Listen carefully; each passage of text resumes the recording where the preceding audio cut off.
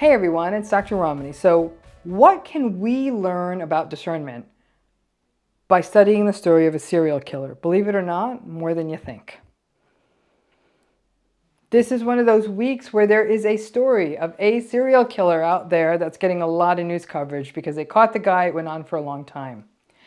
Now, listen, I've been studying and thinking and researching about narcissism for 20 years plus now. When you do that, you pay attention to the serial killer literature. There's a really robust criminology literature out there, and obviously a vast proportion of serial killers conform to either malignant narcissism or psychopathy and sociopathy, and generally sort of the whole idea of the dark tetrad of narcissism, psychopathy, Machiavellianism, and sadism.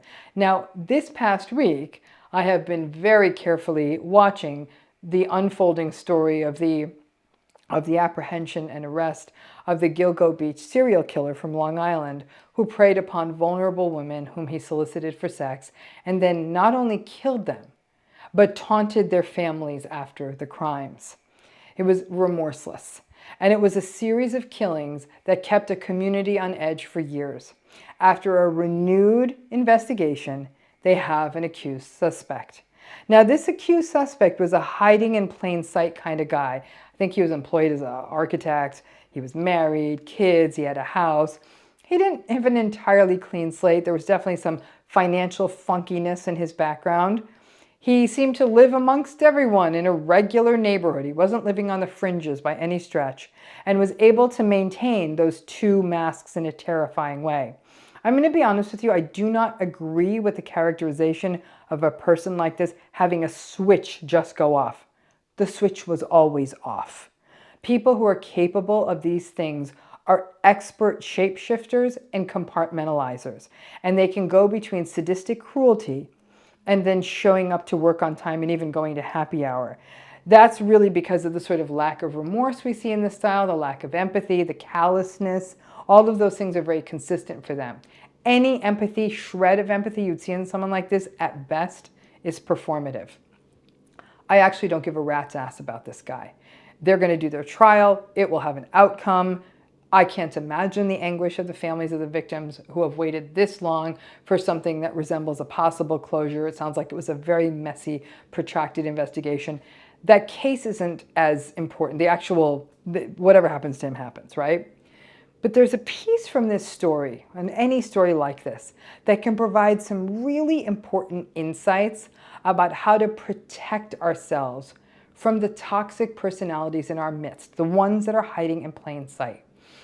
I was taken by a few things in this story, everything I've been reading. First, just because a person has what appears to be a legit job with an education and sort of your basic standard life, marriage, house, kids, there's a risk that we'll put down our discernment. After all, they are playing by the societal rules. They have what are considered socially validated accomplishments. We may fall into the trap of that the odds are that they have to be normal. Not necessarily. You have to go beyond the diplomas and the job. And for anyone, look at their personality, their behavior, how they treat people. I don't care if somebody went to 5 Ivy League schools and has some kind of fancy job. That person is just as likely to be narcissistic as a person who doesn't have any of that stuff in their history. In fact, my money might even be sometimes on the highly educated fancy person to have a slightly greater probability of being narcissistic. But here's the next part in a lot of the coverage of the story that really jumped out at me. One article talked about this alleged suspect as a neighbor. He was a neighbor to this guy. And there appeared to be sort of two camps in these neighbors. One camp was, meh, he's just a neighbor, didn't really notice him, we're so shocked, we can't believe this happened right here in our neighborhood, shocked, right? Then there was another smaller group that said, kind of scary, made me uncomfortable. When I said hi, he was odd and unfriendly. I kind of would sort of walk the other way when I saw him coming. So when we read the stories, we do obviously have to account for what we call recall bias, something called retroactive interference. Basically, new information has come in that colors our perception. So the folks who say they saw him as scary may also be being shaped by the incoming facts. But let's hold the possibility that that is not all of it. And indeed, that some of these people did see him as a little bit scary all along. And more bits and pieces are coming in that are saying some people were like, this guy is not a good guy. And others were like, I didn't notice a thing. So then the question becomes, what is it about some of us that we perceive some folks as scary, that kind of, I need to stay away from this person and this is not cool. And others who might think, well, he just seemed like a regular neighbor who had a regular job and brought in his trash cans and that was fine.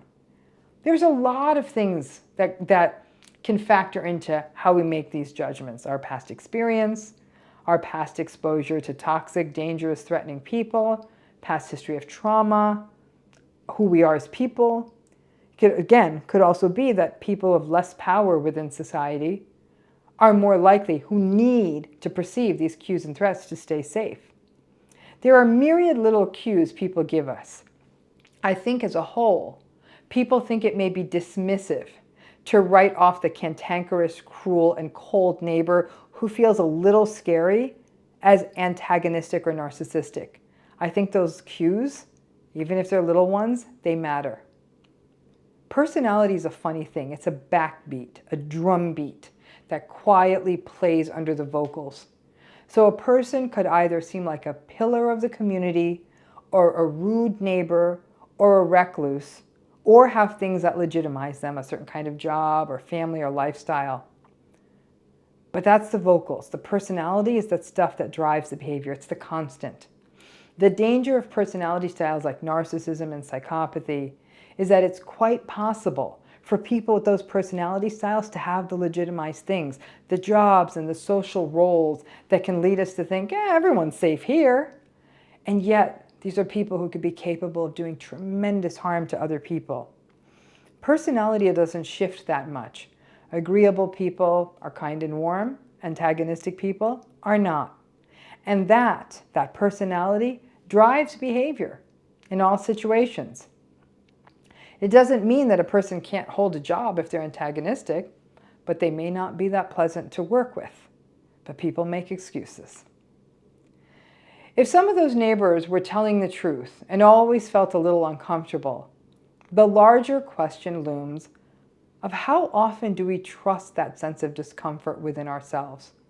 Even when we meet someone who is seemingly together on paper, that they tick the boxes of what is socially valued.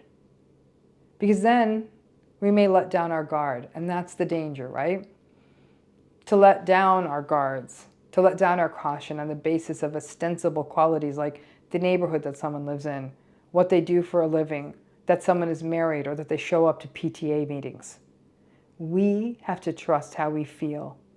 Pay attention to how we are treated, how we are communicated with when we engage in basic social interaction, a greeting, a hello, or a question. If what you get back when you do those things feels off, pay attention and don't let the superficial cues throw you. People with antagonistic personality styles such as psychopathy have that chilling capacity to hide in plain sight while perpetrating terrible offenses.